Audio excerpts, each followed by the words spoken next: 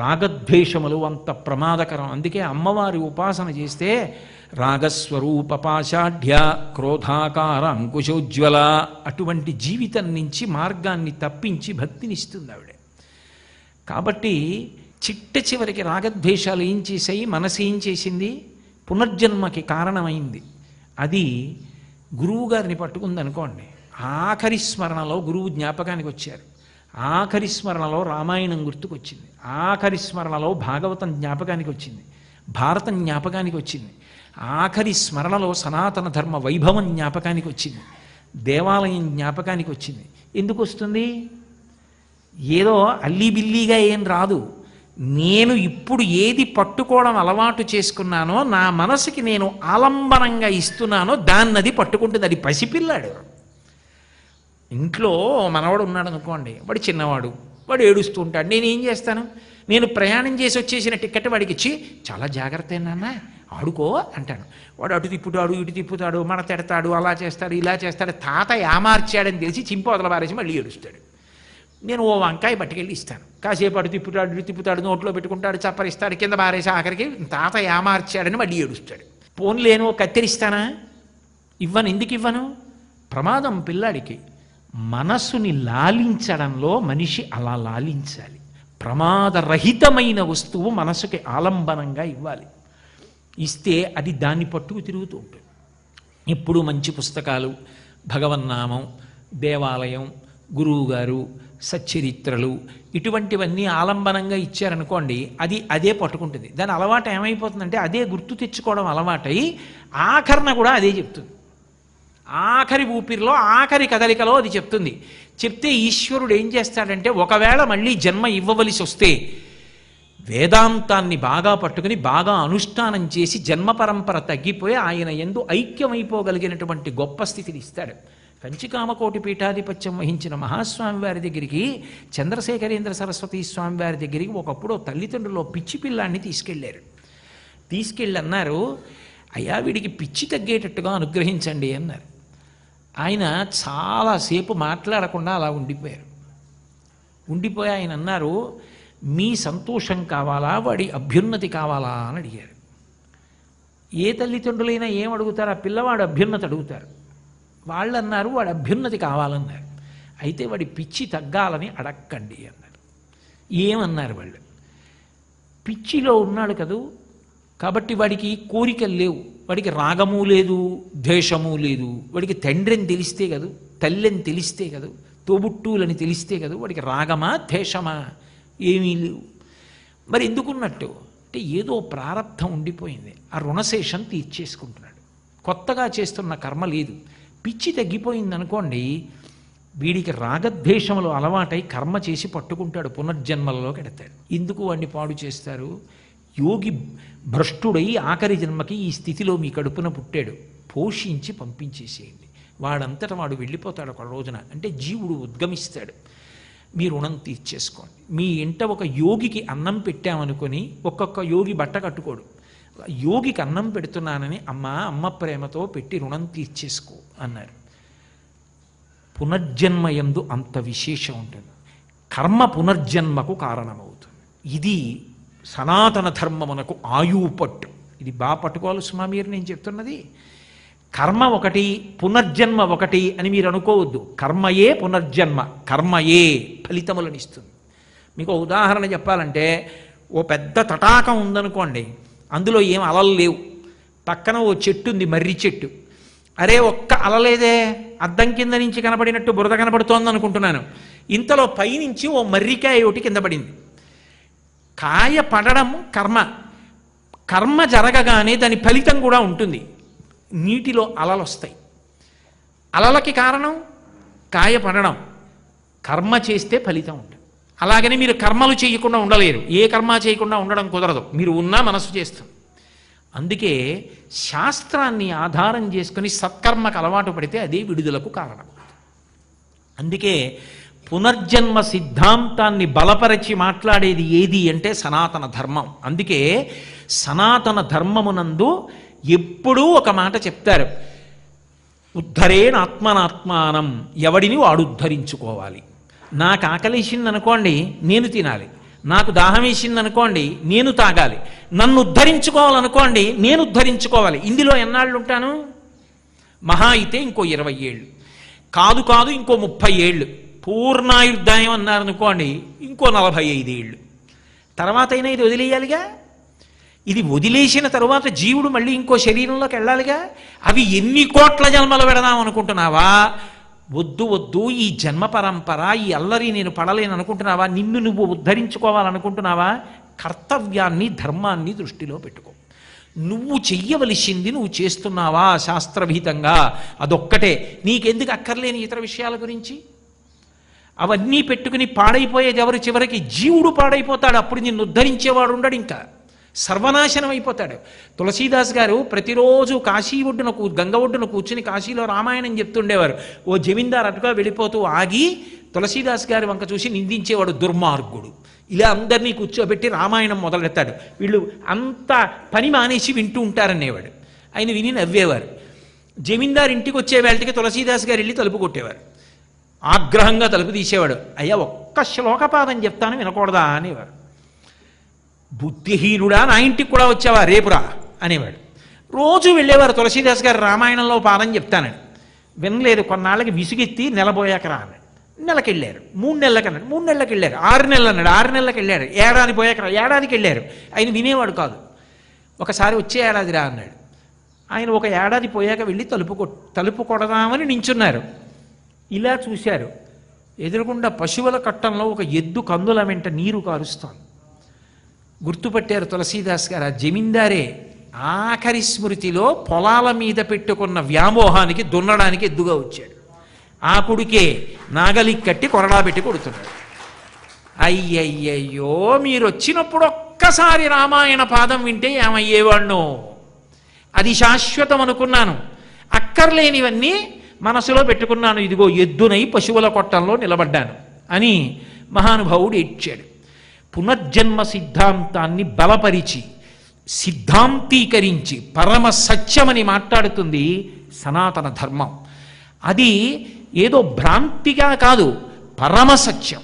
దీన్ని నిర్ధారించారు. ఎవరికి ఏ జన్మనిస్తారు అన్నది నిర్ధారించి చెప్తుంది. మీకు కావాలంటే మీరు భాస్కరాయల గారు లలితా సహస్రనామ స్తోత్రానికి చేసిన వ్యాఖ్యానంలో ధన్య అన్న నామానికి వ్యాఖ్యానం చదవండి. ద్వేషభావంతో వెళ్ళిపోయాడు అనుకోండి, లేకపోతే ఏదో డబ్బు గురించి, పొలాల గురించి, ఇంటి గురించి, ఐశ్వర్యం గురించి, అధికారం గురించి, తనాందం గురించి ఆలోచిస్తూ వెళ్ళిపోయిన వాడు చీకట్లో అన్నం తినేటటువంటి వాడై దేని మీద వ్యామోహం పెట్టుకున్నాడో దాని కింద బతుకుతాడు. అందుకే భోషాణం పెట్ల కింద చీకటిగా ఉంటుంది. దాని కింద తేళ్ళు, జిర్రిలు చమాయింపుండి చేరుతాయి. అంటే ఇది ఏమైపోతుందో, ఇంత కష్టపడి సంపాదించాను, ప్రారంధం. దీని కొరకు ఏం చేస్తాడంటే దాని కింద కూర్చుంటాడు. శ్రీరామనవమి వచ్చింది, చందా ఇస్తారా అని ఎవరో వస్తారు.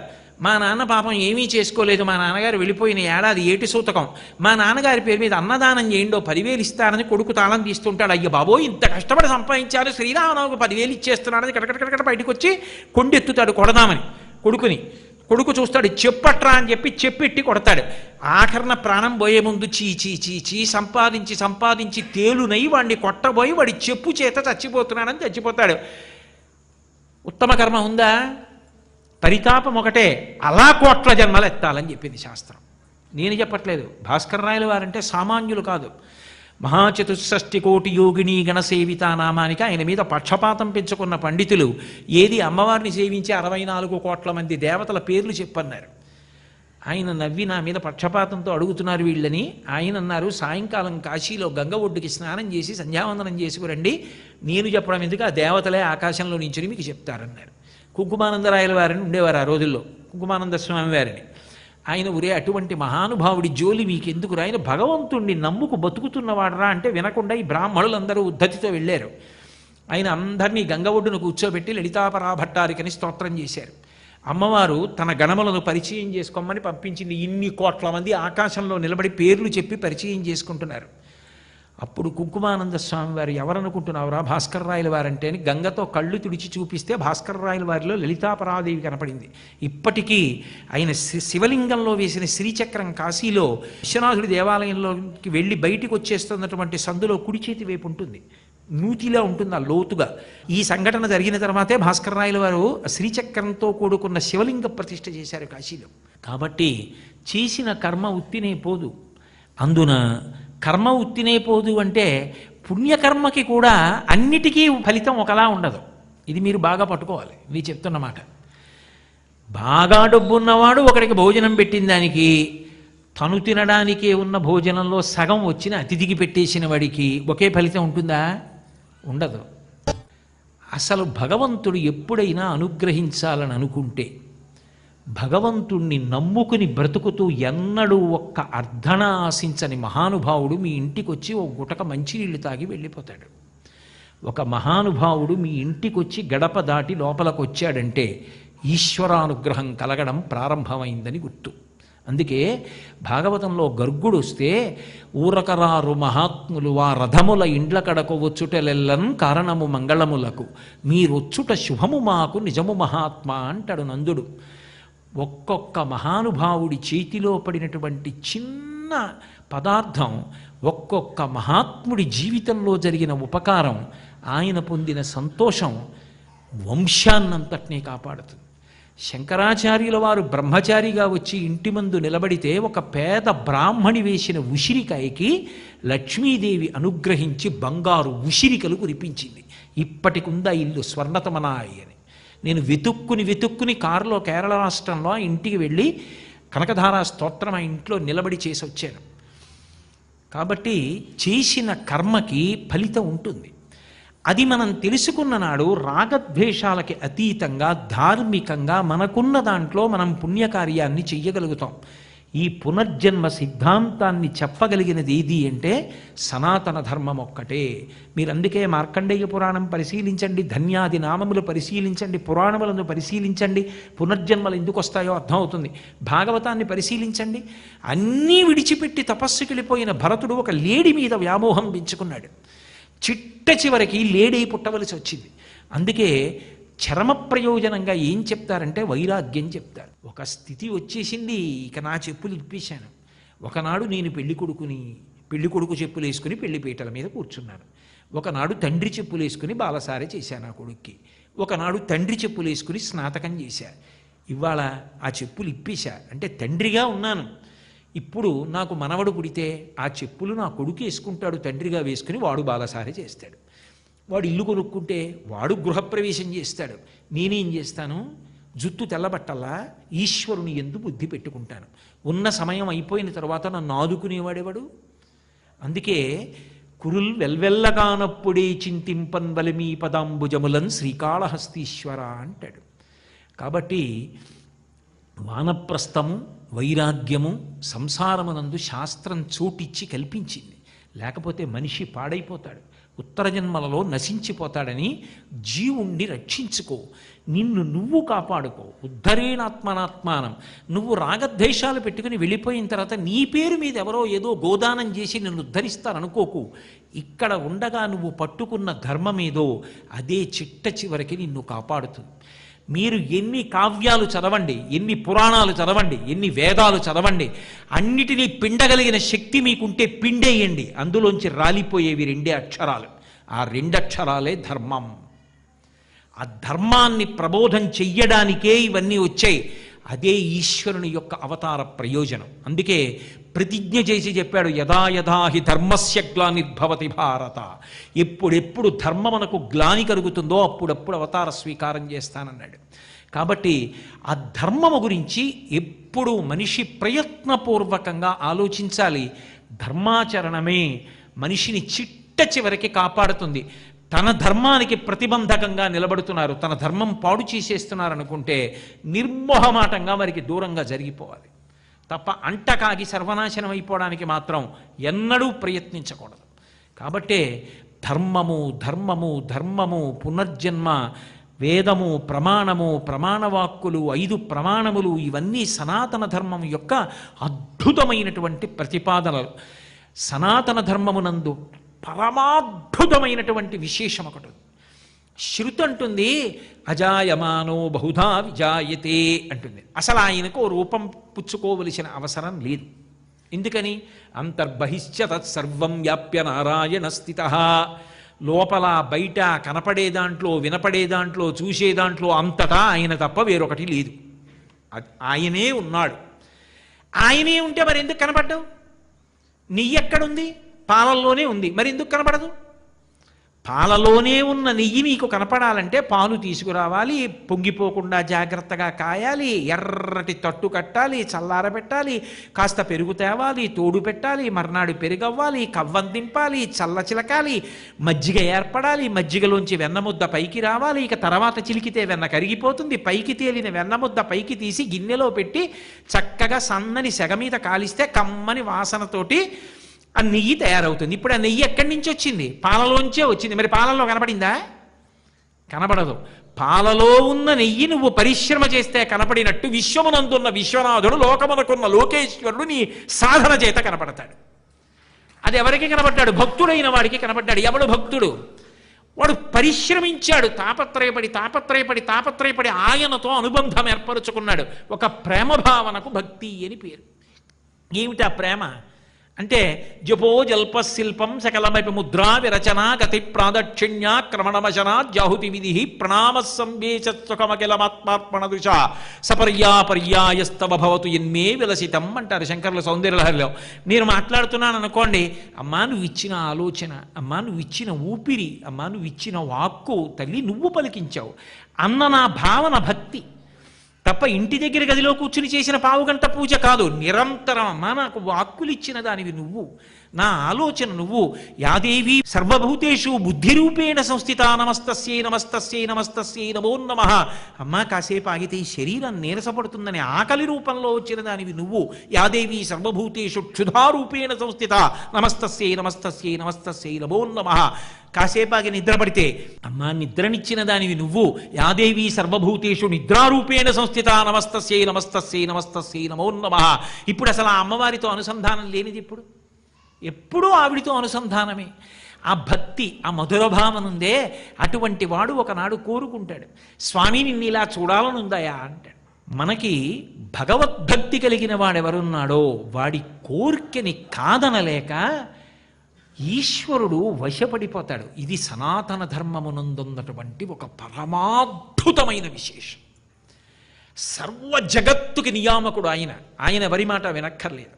కానీ పరమ భాగవతోత్తముడైనటువంటి వాడు నువ్విలా చెయ్యి అంటే కాదనలేక వాడి మాటకి నేను వశపడిపోతాను, వాడి భక్తి అటువంటిదని వాడి కోసం లొంగిపోతాడు. అందుకు వస్తుంది అవతారం. అందుకు చెప్పుకున్నాడు పరిత్రాణాయ సాధూనాం వినాశాయ చ దుష్కృతాం అన్నాడు. ఆ భాగవతోత్తముల కోసం లొంగిపోతానన్నాడు. నిజంగా చెప్పాలంటే నరసింహావతారం ఎందుకు వచ్చిందండి? హిరణ్యకశిపుణ్ణి చెప్పడానికి వచ్చిందంటే తప్పు. అందుకు రాలేదు. అందుకు రావాలంటే ఆయన ఇష్టం వచ్చినప్పుడు వస్తాడు. పరమభక్తుడైనటువంటి ప్రహ్లాదుడి మాట నిజం చేయడానికి వచ్చింది. ఎందుకనంటే హిరణ్యకశిపుడు నించోపెట్టి అడిగాడు, రే విష్ణు ఉన్నాడు ఉన్నాడు ఉన్నాడని నువ్వు అంటున్నావు, లేడు లేడు లేడని నేనంటున్నా. హరి సర్వాకృతులంకలండనచు ప్రహ్లాదుండు భాషింప ఎందును లేడు లేడనుచు దైత్యుండు తర్జింప. ఎక్కడా లేడని నేను అంటున్నాను. ఏది ఉన్నాడు ఉన్నాడని నువ్వు అంటున్నావు కదా, అంతటా ఉన్నాడంటున్నావు కదా, నేను ఎక్కడ చెప్తే అక్కడి నుంచి వస్తాడా? ప్రహ్లాదుడు అన్నాడు, ఉన్నాడు, నువ్వు ఎక్కడ నీ చూపుడు వేలిలా తిప్పింది నిలబెడితే అక్కడి నుంచి వస్తాడు అన్నాడు. హరి సర్వాకృతులంకలండనుచు ప్రహ్లాదుండు భాషింప ఎందును లేడు లేడనుచు దైత్యుండు తర్జింప. శ్రీనరసింహకృతి దల్చనచ్యుతుడు నానాజంగమస్థావరోత్కర గర్భంబులాంది దీశముల రుద్దండ ప్రభావంబునన్.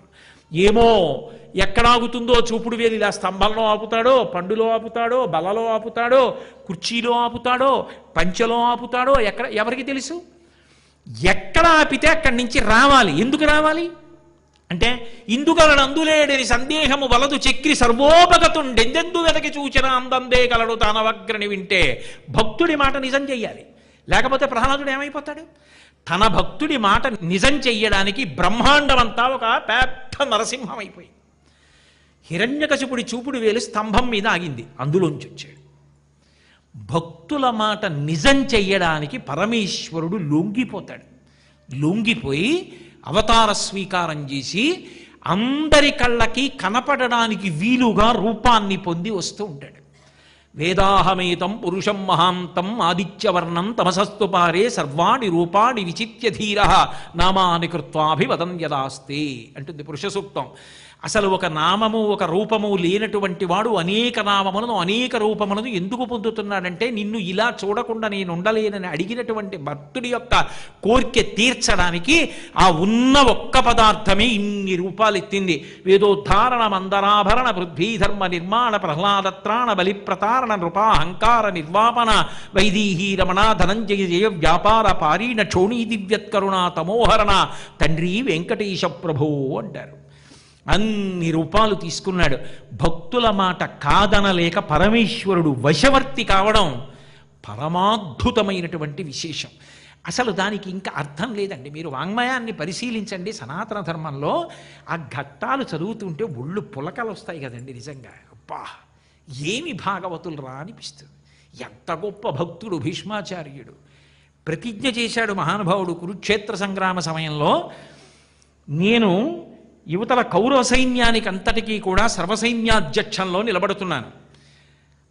వచ్చి చెప్పారు కృష్ణ భగవానుడు అవతల వైపు సారథ్యం చేస్తాట, ఆయుధం పట్టట. భీష్ముడు మహాభక్తుడు కృష్ణుడికి. నేను ప్రతిజ్ఞ చేస్తున్నాను, ఆయుధం పట్టనన్నాడు కదా కృష్ణుడు, పట్టిస్తాను. ఆయన భగవంతుడని తెలుసు, పరిపూర్ణావతారమని తెలుసు, సాక్షాత్తు నారాయణుడని తెలుసు. భగవంతుడు పట్టిన ప్రతిజ్ఞని భంగం చేయిస్తానని భక్తుడు ప్రతిజ్ఞ చేశాడు. నేను ఆయనతో ఆయుధం పట్టిస్తానన్నాడు. ఎవరు నెగ్గాలి? భగవంతుడు నెగ్గాలా, భక్తుడు నెగ్గాలా? నిజంగా